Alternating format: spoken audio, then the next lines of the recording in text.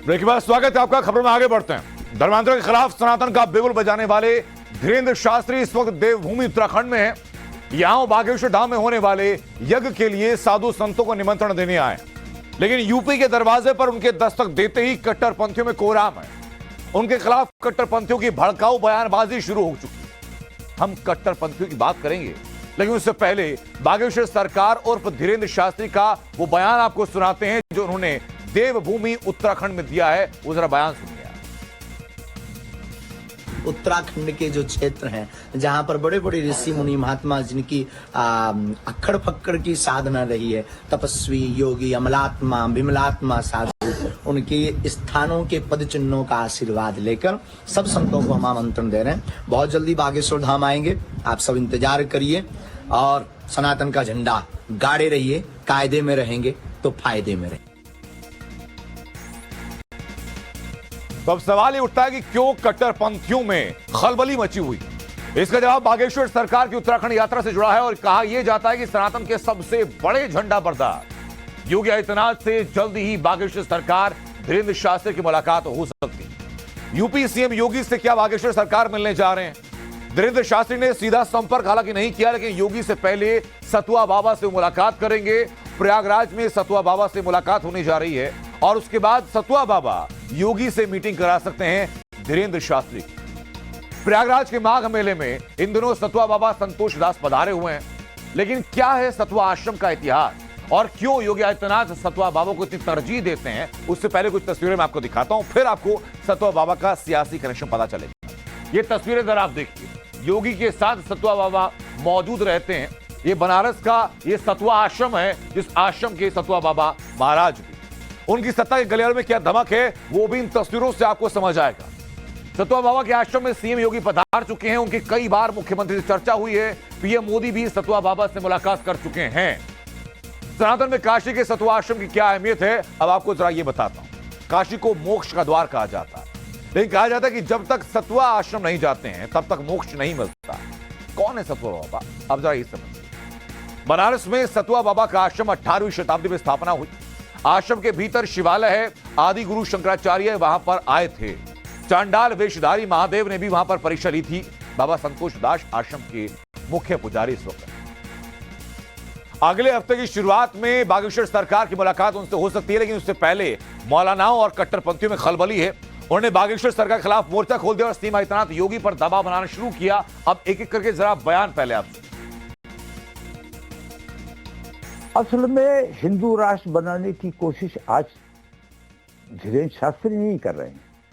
ऐसे सैकड़ों धीरेन्द्र शास्त्री आए हैं और गए हैं जिन्होंने ये कोशिशें की हैं। तो आरएसएस का प्लान है तो उन्हें आरएसएस के साथ खड़ा हो जाना चाहिए। उन्होंने खुद कहा कि टोपी वालों को भी हम सनातन धर्मी बना देंगे।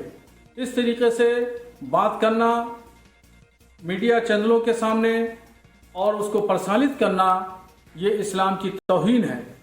मुसलमानों को इससे सख्त तकलीफ है। तो इसलिए मेरी भारत सरकार से गुजारिश है कि जहां धर्मांतरण की बात कर रही है और धर्मांतरण पर कानून आ चुका है, तो इसके तहत इस तरह की तहरीकों को और इस तरीके से बाबाओं को सीधे सीधे इस्लाम को बदनाम करने वाले लोगों को के खिलाफ कानूनी कार्रवाई होना चाहिए और इनको रोका जाना चाहिए। तो देश में धर्मांतरण के कुचक्र के खिलाफ बागेश्वर सरकार ने हुंकार भरी और ऐलान किया कि सनातन का झंडा गाड़ कर रहे हैं। उनके इस बयान से मौलाना को एतराज हुआ। घर वापसी कार्यक्रम से भी टेंशन में मौलाना है। घर वापसी बनाना यानी कि दोबारा जंगली बनाना, ये तौकीर रजा कह रहे हैं। बागेश्वर सरकार ने 328 लोगों की घर वापसी कराई थी। उन्होंने कहा कि अगर कोई मौलाना करता तो जेल में होता। ये कह रहे हैं शाहबुद्दीन बरेलवी। धीरेन्द्र शास्त्री के खिलाफ एक्शन हो, मुस्लिम जमात कोर्ट जाने पर मजबूर होगी, ये कह रहे हैं आज की तारीख में मौलाना। धर्मांतरण गैंग की आंख खोलने के लिए अब आपको एक ग्राउंड रिपोर्ट हम दिखाते हैं जो मध्य प्रदेश के इंदौर जिले की है कि कैसे बीमारी ठीक करने का झांसा देकर एक सनातनी का न सिर्फ धर्मांतरण कराया गया बल्कि उसके घर में रखा मंदिर भी हटवा दिया। धर्म परिवर्तन के मामलों में अक्सर देखा गया है कि ईसाई मशीनरी के लोग अक्सर उन लोगों को अपना शिकार बनाते हैं जो आर्थिक रूप से कमजोर होते हैं। एक ऐसा ही मामला इंदौर के एक छोटे से गांव से आया है, जहां पर मैं आपको दिखाना चाहूँगा कि एक छोटा सा एक घर है। ये मानसिंह जी का घर है, जिन्हें कुछ समय पहले ईसाई धर्म के लोगों के द्वारा बगला फुसला कर उन्हें धर्म परिवर्तन कराने की कोशिश की गई थी। इनके पूजा का जो स्थान था, उस पूजा के स्थान को भी हटवा दिया गया है। आप देख सकते हैं कि कभी इस जगह पर, जो यहाँ पर अभी ये टीवी रखी हुई है, यहाँ पर कभी भगवान का मंदिर हुआ करता था और उसे हटा दिया गया है। लेकिन इस पूरी कार्रवाई के बाद एक बार फिर उन्होंने भगवान की प्रतिमा को यहाँ पर स्थापित कर दिया है।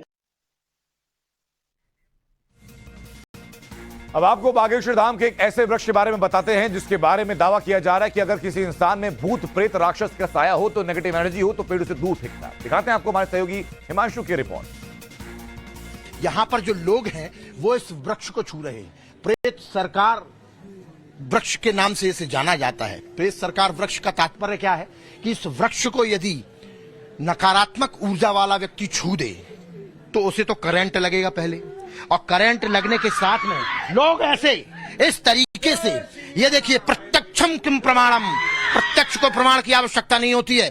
यहाँ पर ये लोग जो है इस वृक्ष को छूकर खड़े हुए थे। हो सकता है कि इनके अंदर कोई नकारात्मक ऊर्जा रही हो जो अब बाहर निकलने के लिए बेताब है। देखिए, बाहर निकलने के लिए बेताब है ये ऊर्जा, और इसीलिए चूंकि ये यहाँ पर हाथ लगाकर बैठे हुए थे, हम कोशिश करेंगे, हम अपने दर्शकों को दिखाएंगे। और सत्यन जो हमारे वीजे हैं, देखिए, ये लगातार यहाँ पर जो लोग हैं, इनके जो परिजन हैं, वो ये चाहते हैं कि देखिए इस वृक्ष को जो है छूने के लिए बात कर रहे हो। देखिए, हम भी इस वृक्ष को छूते हैं, हो सकता है हमारे अंदर यदि कोई नकारात्मक ऊर्जा हो तो वो जो है वो निकल जाए। देखिए।